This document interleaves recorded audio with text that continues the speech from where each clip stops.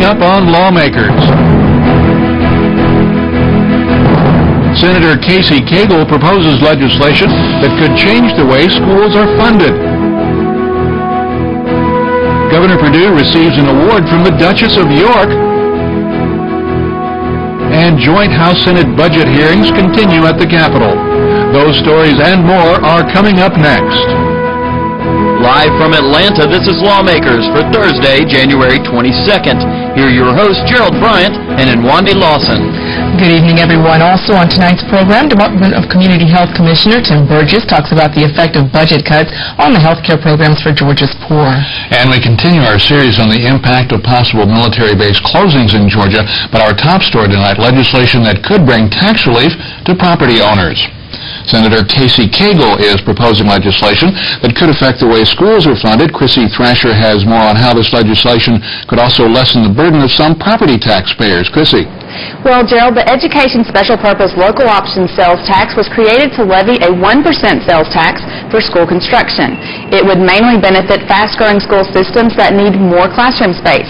Senator Cagle wants to give local school board officials one of three options for where that revenue will be spent. The number one option would be to utilize the 1% sales tax for capital outlay, that is school construction in its entirety. The second option would be to allow the 1% sales tax, 75% of it to be utilized for school construction, 25% of it for the maintenance and operation, which would result in a dollar-for-dollar rollback against property taxes. So we would have an effort there that would help local school systems in meeting some of their caps that currently apply as it relates to property taxes, and ultimately it would give the benefit to the property owner in utilizing the 1% sales tax for that purpose. And then the third option for some counties, if it proved to be most beneficial, is they could utilize the 1% sales tax in its entirety for M&O, maintenance and operation, which would supplant that same amount of revenue in property taxes, meaning a dollar-for-dollar rollback. And Senator Cagle says this proposal is receiving a lot of support from legislators as well as the School Board Association. Reporting live, I'm Chrissy Thrasher for Lawmakers. Thank you very much, Chrissy. One day after the President's State of the Union address, Senate Republicans introduced a resolution to define marriage in the state constitution as a monogamous heterosexual union. And today, the only openly gay legislator, Representative Karla Drenner, reluctantly spoke out, calling the measure unnecessary and divisive. Senate Majority Leader Bill Stevens yesterday characterized the bill as a chance for dialogue on both sides of the issue. In the State of the Union address, President Bush said that a strong America must value the institution of marriage. He also said that we must respect individuals as we take a principled stand for one of the most fundamental and enduring institutions of our civilization. The President has also said that the position of his administration is that whatever legal arrangements people want to make, they're allowed to make as long as it's embraced on the state or at the state level. This will be an important debate, and it should be undertaken with the understanding that each person has dignity and a right to their position on this issue. Representative Drenner says same-sex unions are already banned under the state's Defense of Marriage Act, and that Senate Republicans are introducing the bill as a campaign tactic. I don't believe that it's necessary to have a constitutional amendment that institutionalizes discrimination. I think the debate's already been had, and judging someone's personal life in such a public forum is never a friendly debate. It's not easy for either side. And despite the fact that many people may say it's not personal, it is always personal. There are currently 37 states with laws that explicitly ban homosexual unions. Tim Burgess, the Department of Community Health Commissioner, presented his agency's FY05 budget as appropriations hearings continue today. That department administers both the Medicaid and PeachCare programs, and legislators had plenty of questions about how those cuts were meted out. Lawmakers Jesse Freeman is live at the Capitol with more on that story. Jesse. Thank you, Gerald. When I talked with Commissioner Burgess earlier today, he said, as with previous years, his agency is dealing with plenty of cuts. However, Governor Perdue has given priority to programs for children this year, and so cuts to PeachCare will be less than originally thought. They won't negatively affect PeachCare because the governor's pretty much prioritized on children, and so he's put all the money that was necessary to maintain the eligibility requirements that we have for PeachCare. So there'll be no changes in eligibility and no reductions in the numbers of children that can be served by PeachCare. The recommendation does include a slight increase in the premiums. So everybody that was eligible for PeachCare will still be eligible. It's just that the premiums based on our income level will be a little bit higher on a sliding scale. Now, the Medicaid program, however, will face substantial cuts, and eligibility requirements will change. Coverage could be eliminated for an estimated 27,000 people, including 13,000 expected mothers. Some legislators predict that cut will shift costs to already cash-strapped local hospitals. Those babies are going to come, the ones that are fortunate enough to make it without prenatal care, and they're going to be at the hospitals. And it's another rolling down the hill on the local hospitals. That's potentially true. I mean, you can't. You have to at least recognize the fact, the idea that what we're talking about is lowering the income to $34,000. So ostensibly, these individuals still have an income of up to as high as $34,000. Representative Orrick was just one of the committee members to question cuts in prenatal care. Many cautioned it would result in higher infant mortality rates like those the state experienced in the early 80s. Reporting live, I'm Jesse Freeman for Lawmakers. Thank you, Jesse. Also at today's budget hearings, House Appropriations Chairman Tom Buck asked some pointed questions of the Commissioner of Industry, Trade, and Tourism. Representative Buck wanted to know if Commissioner Glenn Cornell's agency was really taking the 5% spending cut mandated by the governor in the fiscal 05 budget. I would be remiss if I didn't ask you in front of this group, when you were directed to cut 5% by OPB in the governor's office to get to where you are. I don't understand why in item 2, and you and I have talked about this, but this is pass-through money. It has nothing to do with the operations of your department. Yet you offer it up and take credit for getting your budget down 5%, and we catch hell at home about it. That's what it boils down to. Yes, sir? In the budgeting process, we were asked to prioritize everything in our budget, run through whatever number of priorities and programs. It was a question of where does these funds fit in our budget, and how do we get prioritized. We were also instructed not to take 5% or 2.5% across the board, to take out the programs that were less part of our core business.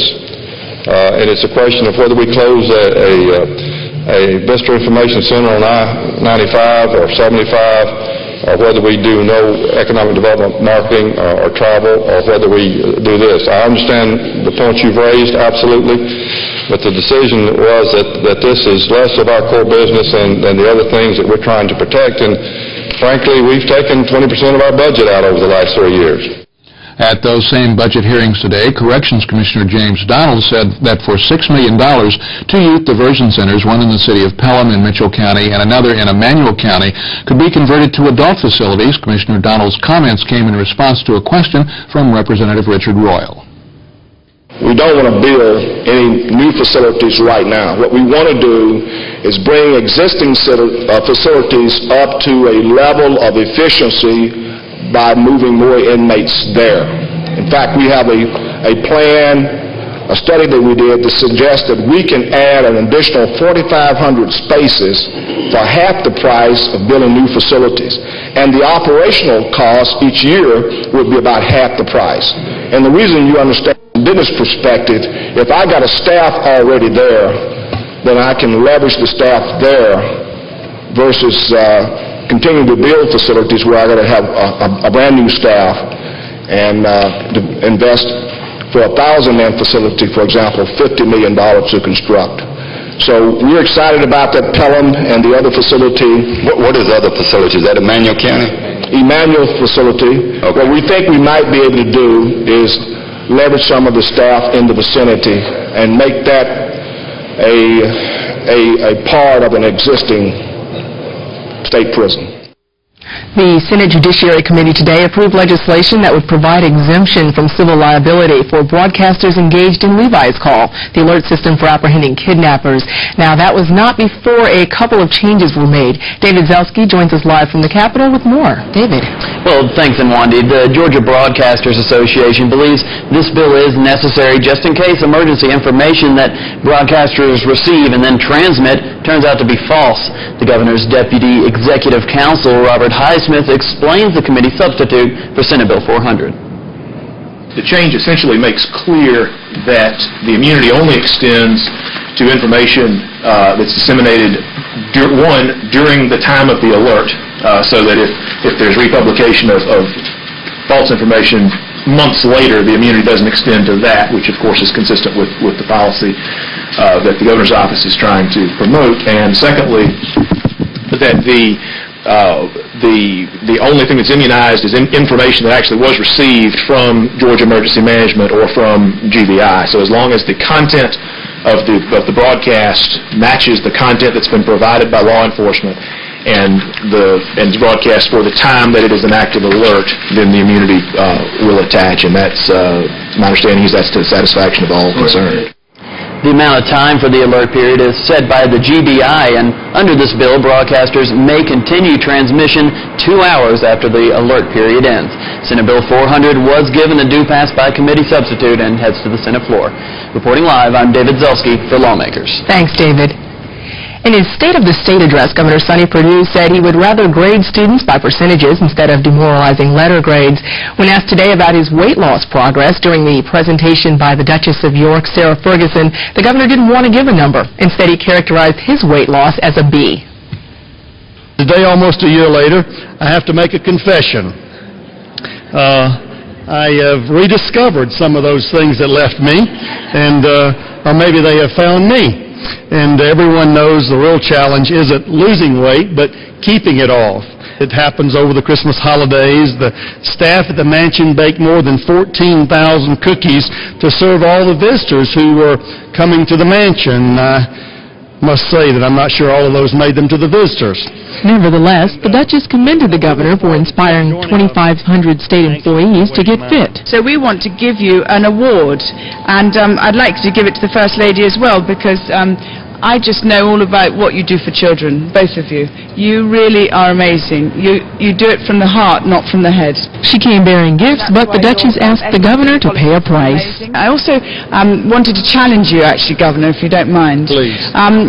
Centennial Park on February 29th, the American Cancer Society and Weight Watchers have got, it's in Centennial Park, it's going to be the largest amount of people in any city that are going to get together, and we're encouraging people to come and be weighed in and take their body mass index.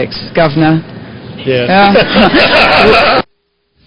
The American Cancer Society is sponsoring the weigh-in February 29th at Centennial Olympic Park. For more information, you can call 1-800-227-2345.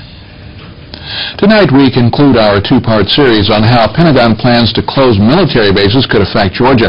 The process is called BRAC, Base Realignment and Closing.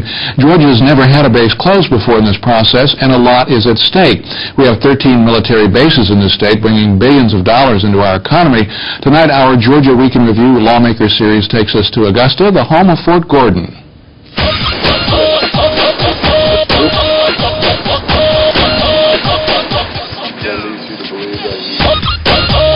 The population of Metro Augusta is about 10 times greater than that of the city of Warner Robins, so the economy here is much more diverse. But that doesn't mean that the people here aren't concerned about the fate of nearby Fort Gordon. It's very clear that the most important issue in this community in the next year and a half is going to be Fort Gordon, Georgia. The housing market, automobile sales, retail sales, everything in this community depends on the future of that post. Fort Gordon is an Army base that's been around since World War II. It's the home of the Army Signal School, which these days means the highest of high-tech. High as in sky-high, satellite technology. The satellite dishes here get signals from satellites that cover the entire world or hone in on a single vehicle. Other branches of the service also receive satellite training here. That's considered a plus in the BRAC equation because of the efficiency factor.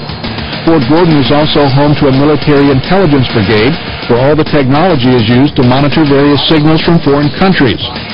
The Army Computer Science School is here. They partner with the Augusta School of Technology. It means more students for the school and more training for military personnel. The Post boasts a new elementary school that's run by Richmond County, not the Army. That's considered another base community partnership plus. The Eisenhower Medical Center at the base features a clinical hyperbaric chamber. The equation here, increased air pressure plus oxygen equals faster healing of wounds. The only dental lab left in the Army is here, creating about 16,000 crowns and dentures every year. And at the Center for Total Access, military personnel and nurses from the Medical College of Georgia can practice on mannequins. Mannequins who breathe, blink, have a pulse, and react to medication. Community leaders hope that the more missions, the less the chance of closing. The key that Fort Gordon has is the diversity of missions that they have. What they do quite well. And what people don't understand is how much they do out there and the fact that there are so many different missions. Tom Tuckey is with the Augusta Chamber of Commerce, and he's a former garrison commander at Fort Gordon. He believes the base can survive and even grow, but he says it's been a challenge to convince the community that the base is at risk. The tendency has been, the installation's been here for so long, it's always going to be here. There's no chance that they could ever close the installation. They said that in Charleston, they said that at Fort McClellan, and lo and behold, those installations were closed. 17,000 people draw a paycheck from Fort Gordon, Georgia, military and civilian. It's just incredible to imagine what would happen if those 17,000 jobs just disappeared one day. How devastating that would be across the entire economy. And it would take us decades to recover from that. The thinking is it's better to react now than have to recover later. Augusta leaders have formed the Central Savannah River Area Alliance. Like Warner Robins' 21st Century Partnership, it's concentrating on getting out a positive message about the local military base. Our mission is to grow Fort Gordon. As some bases are closed, we feel others have got to expand, and that's our job. We're going to make sure that we prove the case that Fort Gordon can grow existing missions and handle new missions as they come along. So our mindset, the glass is half full, we're here to fill it up. Meanwhile, Congressman Jim Marshall, whose district includes Robins Air Force Base and touches on Fort Stewart and Fort Benning, is optimistic about the BRAC process, and he has a reason for that optimism. I think it's entirely possible that Georgia will survive without any base closings. One of the reasons is, if you look at the composition of men and women in our armed services today, a real disproportionate number of them come from the South, and a disproportionate number of our veterans settle in the South. It's important to veteran services that bases be available. I think they're all going to be in pretty good shape. Brigadier General Philip Browning is assisting Georgia in preparing for the latest round of BRAC. Today I asked the General what kinds of issues local and state government needed to address to make Georgia an even better site for military bases. In Georgia, in order to get a driver's license, you need to prove date of birth by a birth certificate. Whereas the military has a military ID card that has that information on it. So we think that that's certainly something that we could do. There are issues in education. There are issues about improving roads and highways, more so than it's already been done. And I might add, in that area, there's been quite a bit done over the last 3 years. So it runs the full gamut of issues of mission value and quality of life. One example might be at Fort Gordon in Augusta, where there's an actual public school on the base. In the past, it would have been a military-operated school, but in cooperation with the base and the community, they have established a new school there. Exactly, and by the way, that's working very well. What about specifically the issue of payday loans? There's already a bill in the legislature. There are some loan companies apparently that are taking advantage of service people with payday loan scams. It's generally like, we'll cash your paycheck early, we'll give you the money, and they're pretty high interest rates. What do you think is going to be done about that? Well, frankly, that is out of my realm of responsibility. But I will say this. As a military professional over the course of many, many years, this has been a problem. There is, unfortunately, a segment in that industry that takes advantage of our servicemen and women with ultra-high interest rates and other predatory lending practices. And it is a problem. And again, what the General Assembly does with that, I think you need to ask someone else. Let's talk about the issue of closing as opposed to realignment. We keep hearing the figure of X number of bases that will be closed, and I think they extrapolate that from a percentage figure. It doesn't necessarily mean that in this process that X number of bases will be closed, but there's a reduction in infrastructure. Explain that to us. Well, people are confusing a 25% reduction with a reduction of 1/4 of the military bases in the continental United States. The facts are that there is going to be a 25%, that's the target at least, reduction in infrastructure. You know, an example would be a base that has an organization that is deactivated or moved to another state. Its infrastructure is no longer needed, but the base remains open. So we're talking about infrastructure here, not necessarily base closing. But I will have to say that 25% reduction in infrastructure is a considerable amount and will have, for those that are affected, an adverse economic impact on those communities throughout the United States that suffer that reduction. In previous rounds of the BRAC process, there have been no base closings in Georgia. Warner Robins did end up on a list, was taken off, and survived. Is there a realistic expectation that Georgia could escape any closings in this round?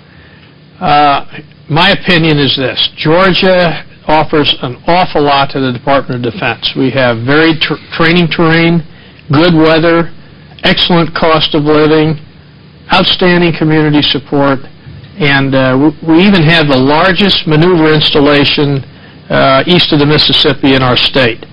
And our goal is to grow, and that's what we're targeting on. And a lot of people at the military bases and the communities, at least the couple that we have visited, are looking at it in that aspect that perhaps instead of closing, they feel like they have the capacity, the ability, the efficiency to take on more missions. Is there a realistic expectation that we would actually see more military activity here because of the reasons you mentioned? Intuitively, I think the chances of our growing are very good. One of the community missions is to conduct a study to determine the capability of a base to grow. And I think when all is said and done, we'll see some growth here in Georgia. And Georgia Public Broadcasting will continue covering the base closing process in the coming months. Southern heritage groups looking to return the Stars and Bars emblem to the state flag will probably have to develop a new strategy. A non-binding vote on the state flag will be included on the March presidential primary ballot. That's when voters will have the chance to select between the flag that was selected by the legislature in 2001 and a new banner adopted during the last legislative session. The Southern Heritage Political Action Committee has called on lawmakers to include the 1956 flag as an option. Now, in compliance with federal guidelines, the Secretary of State's office began distributing absentee ballots for the election on January 17th. Any changes to the March ballot would have to be approved by the U.S. Justice Department, and that process would take 60 days. Now, today also marks the 31st anniversary of the United States Supreme Court decision to legalize abortion. The issue continues to be controversial, and groups on both sides demonstrate annually at the Capitol. The Georgia Right to Life organization rallied outside the Capitol today. Lawmakers Chrissy Thrasher has more on Georgia's largest annual pro-life gathering. On the 31st anniversary of the Roe v. Wade verdict, this group is here with a message to stop abortion now. I come every year just to take a stand for those who can't speak for themselves. We just believe that abortion is absolutely wrong. It's the wrong choice for family planning. We believe that it's not a God issue, it's not a Republican issue, it's just a right and wrong issue. I'm against abortion because I really feel like we are talking about a life. And just as murder is murder in other instances in our society, I believe that any life taking is murder. In this instance, it applies as well. The Georgia Right to Life organization rallied today at the Capitol. First Lady Mary Perdue was among the hundreds attending the event. There are so many alternatives to abortion, and there are countless organizations to help expectant mothers whose pregnancies are either unwanted or untimely. We must work to ensure that these women know about the help that is out there for them. The rally included live music and ended with a silent walk through downtown Atlanta. Reporting for Lawmakers, I'm Chrissy Thrasher. Pro-choice supporters also made their voices heard today. They rallied in the south wing of the Capitol, and Lawmakers Jesse Freeman was there. No new legislation limiting abortion has dropped so far this session, but pro-choice supporters rallied on the Roe v. Wade anniversary nonetheless. They spoke out against spending cuts for family planning centers and the ongoing possibility that a bill could surface that would mandate scripted advisories or waiting periods for women seeking abortions. This is an election year. You're going to see individuals come forward and challenge some of those basic civil liberties that people have fought so hard for. While such bills have made a good bit of noise, they have not fared well, especially in the democratically controlled House. That's because the people of Georgia are overwhelmingly pro-choice. The people of Georgia have elected a House that stands up for choice because they're concerned about the issue of a woman's right to make those decisions. Now, in comparison to the number of pro-life supporters who turned out at the Capitol today, the pro-choice group is relatively small. But they say they're all part of a national initiative to march on Washington in the spring that they promise will have a much larger turnout. We have women's organizations and groups from all over the country coming together, over 650 sponsors coming together and Rising and More to talk about women's health and really talk about it from a broad perspective. The coalition of Georgia pro-choice groups plan to march on Washington April 25th. I'm Jesse Freeman for Lawmakers. Monday marked the beginning of the third annual Get Smart About Insurance Week. Throughout the week, Insurance Commissioner John Oxendine and the National Association of Insurance Commissioners encourage consumers to learn more about their insurance policies and their coverage. Lawmakers Samantha Cheshire has more on this story. Get Smart About Insurance Week is a nationwide campaign to educate people about the importance of insurance. In a recent survey by the NAIC, only 33% of Americans said they knew the details of their insurance policy. People buy their policy, they throw it in the drawer, and they forget about it. Once a year, we want people to take it out, think about what changes they've had over the years. The NAIC recommends that a consumer know what kind of coverage they need and to look out for their best interests when shopping for insurance. You can find information about all the insurance companies in Georgia on the Commissioner's website. You can even do cost comparisons for personal automobile, homeowners, workers' comp insurance, and Medicare supplement insurance. You can have an idea of what the cost is going to be. You still have to go to an individual agent, but you can do the price shopping. On the website, you can also take a short interactive quiz to test your knowledge of insurance. Commissioner Oxendine offers advice on ways to lower the cost of insurance. There's a lot of discounts available, especially for car insurance.